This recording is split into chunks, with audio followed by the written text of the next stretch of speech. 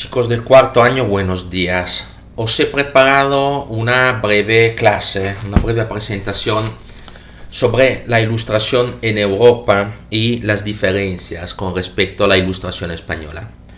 Hoy vamos a ver cuáles son las características generales de la ilustración en Europa. Creo que ya las habéis estudiado en historia y en filosofía, pero mejor revisarlas para poder subrayar las diferencias que tiene con respecto a la ilustración española.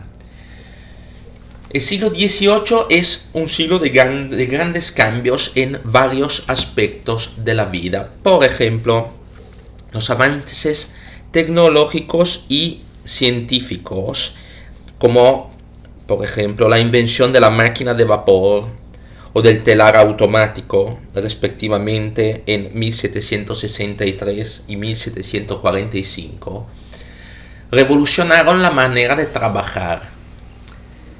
Estos avances tecnológicos y científicos permiten a Inglaterra entrar en la primera revolución industrial. A este aspecto se conecta directamente otro elemento, que es el enriquecimiento de la clase burguesa, que ahora no se refleja en el sistema de poder, porque estamos en una fase histórica en la que el poder es dominado por el absolutismo, por la monarquía absoluta. Fíjense, por ejemplo, en el sistema de poder de Francia. Y este enriquecimiento de la burguesía, a la que le falta la posibilidad de decidir en el sistema de gobierno, lleva a la necesidad de reformas sociales. Y no solo, lleva sobre todo a los filósofos a concebir también nuevas teorías de igualdad que no se basen en el derecho de nacimiento ni tampoco en el ser de sangre azul.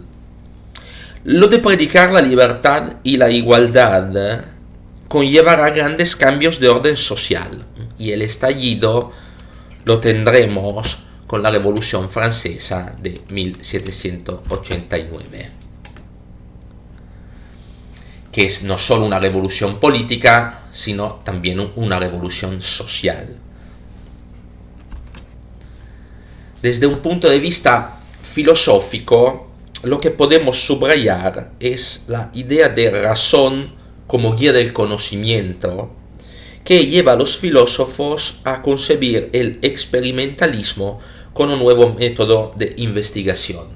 Si se recuerdan lo que han estudiado en filosofía, en la escolástica, es decir, la reelaboración de la filosofía de Aristóteles que San Tomás hizo en la Edad Media, no existía la necesidad de experimentar un hecho, ¿no? Porque siempre las ideas eran ideas reveladas, como típico de la religión católica. Aquí muda totalmente. La razón es la nueva vía que ilumina hacia el conocimiento, y eso lleva al siglo XVIII el nombre de siglo de las luces, o ilustración, iluminismo en italiano. La obra que resume todos estos cambios, y que fue un buen ejemplo de estos y sirvió también para su divulgación, era la Enciclopedia Francesa, concebida por Diderot y d'Alembert, que se fundaba en la idea de sistematizar y ordenar todos los conocimientos humanos en los varios ámbitos. La ilustración en Europa desarrolló su revisión de las ideas tradicionales en varios sectores. Primero, el sector filosófico. La razón es la guía del conocimiento. El antecedente es sin duda Descartes y también Baruch Spinoza, que habrán estudiado ese también en filosofía. Entonces, los antecedentes filosóficos de las ideas ilustradas están en el racionalismo del siglo XVII. Y los mejores representantes son Montesquieu, Diderot, Voltaire y Rousseau. Montesquieu defendió los principios de humanitarismo y tolerancia y contemporáneamente llevó a cabo una crítica de las instituciones y costumbres de su época. Su obra principal son las cartas persas, lettere persiane en italiano, publicadas en el año 1721. Diderot es la figura central de este grupo de intelectuales porque hizo parte también, fue uno de los ideadores, como vimos antes, de la Enciclopédie Française. Mientras que por su parte Voltaire puso en cuestión el derecho y el sistema de gobierno absoluto, sosteniendo fuertemente la idea de progreso. Ámbito religioso. En el ámbito religioso, los ilustrados subrayan que la moral no puede ser pertenencia exclusiva de la religión. Las ideas de igualdad y de humanitarismo nacen al margen de la creencia religiosa y se engloban en una concepción igualitaria de la persona que ya no es visto como fiel, como devoto, sino como ciudadano. Muda también la idea de religión. Se abandona la religión revelada típica de la Edad Media y de los siglos anteriores y se pasa a la idea de la creencia en un ser supremo que sí existe, pero no se revela en cultos. Es la corriente filosófica y religiosa llamada deísmo. Con la ciencia, con la idea de progreso, el centro del interés se desplaza del cielo hasta la tierra, ya que directamente en nuestra vida podemos obtener la felicidad, superando entonces todas las ideas barrojas y angustiosas de la futilidad de la vida que llevaban al hombre a interesarse solo por la idea de la vida después de la muerte. Ámbito científico. Como ya dijimos, la razón es la base del conocimiento y el empirismo comprueba la realidad sensible. Se obtuvieron en el siglo XVIII excelentes resultados en el ámbito de la técnica y de la ciencia experimental. El medio de difusión de estos conocimientos fue la Enciclopedia Francesa de Diderot y d'Alembert. Ya sabéis cómo está hecha una enciclopedia, ¿no? Pero lo resumimos, era un diccionario que abarcaba todos los ámbitos del saber, incluso de los diferentes oficios. Demoró 20 años para ser publicada, más de 20 años, y tenía 17 volúmenes. Sirvió también como libro de estudio para los estudiantes de finales del siglo XVIII. El progreso técnico, dos de las grandes invenciones ya las hemos citadas en nuestra introducción, la máquina de vapor y el telar automático. Estas dos prepararon el terreno propicio para el nacimiento de la nueva era industrial. Otras invenciones que podéis recordar son, por ejemplo, el pararrayos, para fulmine, de 1752, y el uso del gas. De eso no me recuerdo la fecha, pero sin duda es casi al final del siglo XVIII, puede ser sobre 1795-1797, lo busquen por favor, cuando se empieza a utilizar el gas para alumbrar las calles. Sector económico. La burguesía, teniendo en sus manos la riqueza que le viene del dinero y de los medios de producción, reclama el poder. La revolución industrial empieza en Inglaterra, luego pasa a Francia.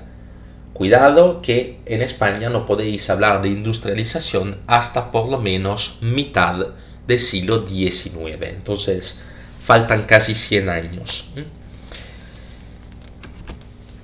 Ámbito legal, esto es muy interesante. Sobre esto estudia Voltaire. Todas las obras de Voltaire están dedicadas a la revisión de la idea de derecho. Se pasa del derecho divino al derecho natural. Esto tiene evidentemente consecuencias también en la visión de la política. Se defiende el principio según el cual es el pueblo y no el rey, el sujeto de la soberanía. Todas estas angustias, todos estos elementos de reflexión serán el terreno sobre el que se funda la Revolución Francesa. Y ámbito político, para terminar. La base de este ámbito político la constituyen las ideas liberales y progresistas. Por lo tanto, el objetivo último es la fundación de un Estado laico. Desaparecen los privilegios heredados por nacimiento, como sucedía con la aristocracia, y se predicaba la igualdad de derechos civiles para todos los ciudadanos. De aquí vienen las tres grandes ideas fundantes de la Revolución Francesa: libertad, igualdad, fraternidad. A pesar de esto, antes de la Revolución Francesa, muchos de los ilustrados, que venían, como podéis entender fácilmente, de la aristocracia, colaboraron con la nobleza y colaboraron con los monarcas para emprender reformas que llevaran a modernizar el aparato del Estado. Un ejemplo de esto lo tenéis en nuestra última clase, cuando hablamos de la reforma de las universidades de Carlos III. Entonces retomen este vídeo, y donde se habla también antes de la creación del cadastro, de las modificaciones en el sistema fiscal. Todas estas reformas venían de intelectuales ilustrados o afrancesados, lo llamaban también en España. Todas estas corrientes sostenían la organización social, la organización social y política tenía que mudarse. Por lo tanto, no se limitaban a una crítica, sino también a predicar actos de rebeldía que se concretizarán en el movimiento revolucionario de 1789 en Francia. Movimiento revolucionario, pero esto también ya lo sabéis porque lo vimos en la clase de historia, del que en España no se tenía noticia, porque los reyes impusieron la censura sobre la prensa. Entonces los españoles nunca supieron lo que estaba pasando en Francia. Para concluir nuestra breve clase de hoy, luego la semana que viene os enviaré otra sobre la ilustración en España. Por favor, estoy tratando de reducir lo más posible los argumentos de estudio, pero sigan estas breves clases de un cuarto de hora hasta el final, si no, no entienden nada. Podéis idealmente dividir tres fases del desarrollo de la ilustración en Europa. Los antecedentes. Los antecedentes lo podéis encontrar en los racionalistas del siglo XVII. Los más importantes son Descartes y Spinoza, que subrayaban en su filosofía la importancia de la razón como medio de conocimiento del mundo. No sé si habéis estudiado con el profesor Colombo la ética amore geométrico demostrata de Spinoza. Me lo digan. El reformismo, segunda fase, la fase reformista. Es la fase en la que termina la Ilustración española, que tendrá solamente estas dos primeras fases. Se quedará en el intento de reformas para conseguir la igualdad de derechos, la libertad, y la justicia. En Francia, la Ilustración hará un paso más adelante con la Revolución Francesa. La Revolución Francesa en 1789 acabó definitivamente con la monarquía en Francia y llegó a suprimir los privilegios que se heredaban por derecho de cuna, solo por ser el hijo de un rey o de un aristócrata. En 1776 también es importante la independencia de los Estados Unidos con respecto al Reino Unido de Gran Bretaña. En los demás países, sin embargo, como estaba diciendo antes con respecto a España, los excesos de la Revolución Francesa frenaron la línea reformista. Sin embargo, estas nuevas ideas irán penetrando lentamente en el tejido social de España y se concretizarán, por lo menos parcialmente, a comienzos del siglo XIX, con la promulgación, después de la ocupación francesa de España, de la primera Constitución española en Cádiz, de corte liberal, que fue promulgada en Cádiz en el año 1712. Bien, diría que como introducción a la Ilustración europea puede ser suficiente. Nos vemos la semana que viene con otro breve video sobre las diferencias entre la Ilustración francesa y la Ilustración española. Que pasen un buen día y que pasen un buen fin de semana, y por favor, si ya no lo han hecho, revisen el video de la semana pasada. Gracias.